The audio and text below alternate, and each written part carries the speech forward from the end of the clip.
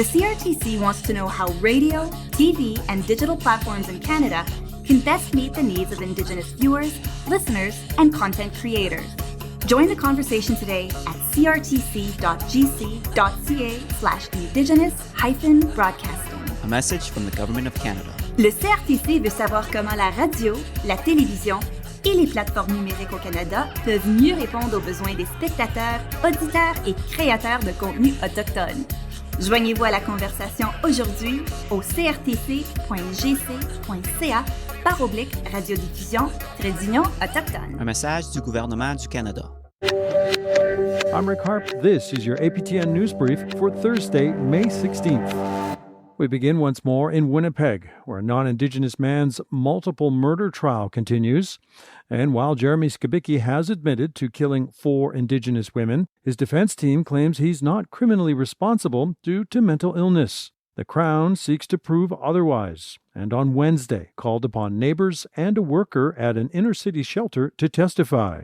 With more, T.R. Wheatley, whose story features some disturbing details. There were 4 Crown witnesses inside the courtroom on Wednesday. 3 of the men were living in the same apartment building with Jeremy Skibicki back in the spring of 2022. The 4th was a worker from the Indigenous-run homeless shelter, Nidena-Wemak. Ronald Norman works at the shelter. He told the court he called police right after seeing media reports about Skibicki's arrest in May 2022 after Rebecca Contois' partial remains were found. Norman said that Skibicki stood out at the shelter saying he didn't fit in, clothes were clean, well-shaved. He also said he had 2 interactions with Skibicki that spring. During one of those conversations, Skibicki told him he didn't need to be there. He had his own place. He came to stalk his victims. Norman also told the court that comment didn't mean anything to him because the shelter has a lot of clients that are often in a psychosis state. The Crown asked if Skibicki was in a psychotic state during that encounter, to which he replied no. Norman was also asked if he had seen any of the women in the shelter before, and he said he saw Morgan Harris and Rebecca Contois a few times. As for the neighbours of Skibicki, all questions related to May 15. Court heard that 2 of the men lived on the main floor of the building. The other lived next door to Skibicki on the 2nd floor and shared a wall. Alan Cohen told court his apartment was on the main floor facing the back of the building.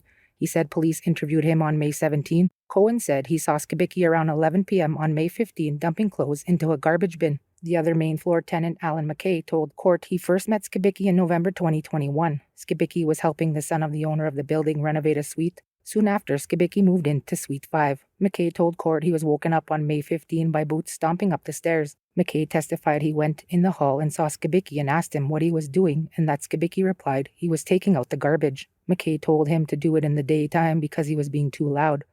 Once back in his suite, McKay emailed the property manager about the incident. The other neighbor, Richard Patku, testified that between the hours of 1:38 a.m. and 11:45 a.m. on the morning of May 15, he heard the shower turn on and off up to 5 times next door in Skibicki's apartment. The trial continues this week with more Crown witnesses. T.R. Wheatley, APTN National News, Winnipeg. For further trial coverage, visit aptnnews.ca. And should portions of this report prove triggering, supports are available 24/7 at 1-844-413-6649. An Indigenous Identity Fraud Summit has just wrapped up this week in Winnipeg. Assembling First Nations, Inuit, and Red River Métis leaders from across the country, the summit discussed what they called a pervasive issue. The event culminated in a pair of resolutions as well as a declaration. The first resolution calls on the Canadian government and the Métis National Council to withdraw their support of Bill C-53, the federal Métis self-government legislation. The second calls on unspecified leadership to denounce the quote-unquote illegitimate identity claims of the Nunatugavut Community Council. Meanwhile, the summit's declaration condemned any individual or group falsely claiming an Indigenous identity. It also asks institutions, organizations, and all levels of government to help end such appropriation. Nunatsiavut Government President Johan Lamp was among the declaration's signatories. We are only one Inuit group from the ITK, and there are 4 regions, the Inuvialuit, the Nunavut, Nunavik, and we are the Nunatsiavut Government. And we have to go to the table to discuss the issues that are coming from this Indigenous Identity Fraud Summit. But it is not over today. But we will continue to wake up with the sun and most certainly to fight for our people. Now, although that Identity Fraud Summit was publicly live-streamed to YouTube, organizers did choose to exclude some applicants hoping to attend in person. Among those denied access, members of the Métis Nation of Ontario and Métis Nation of Alberta, as well as Kim Baudin, National Vice Chief of CAP, or the Congress of Aboriginal Peoples. I was very disappointed, I must say, because I wanted to attend. They got a hold of me and they just said, "Oh, you can watch it on streaming." That's all they said, is I could watch it. If they're truly, truly serious about identity fraud, we should have been all invited. The Congress of Aboriginal People, we believe the same thing. It is important, and we want our voices heard.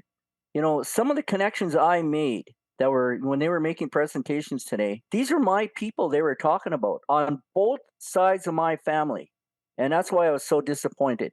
So, you know, on a larger context, this is a huge discussion that we should all be having, and doing what they're doing. I also believe it divides us more. There is fraud. I want to say that too. We know that. We acknowledge that.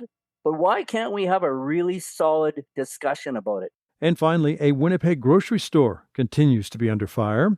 2 weeks ago, a food fair in the city's West End was said to be the scene of an alleged assault, that of a store employee against a First Nations woman accused of shoplifting. An allegation that led the Assembly of Manitoba Chiefs to terminate their Jordan's Principle food voucher program with the store.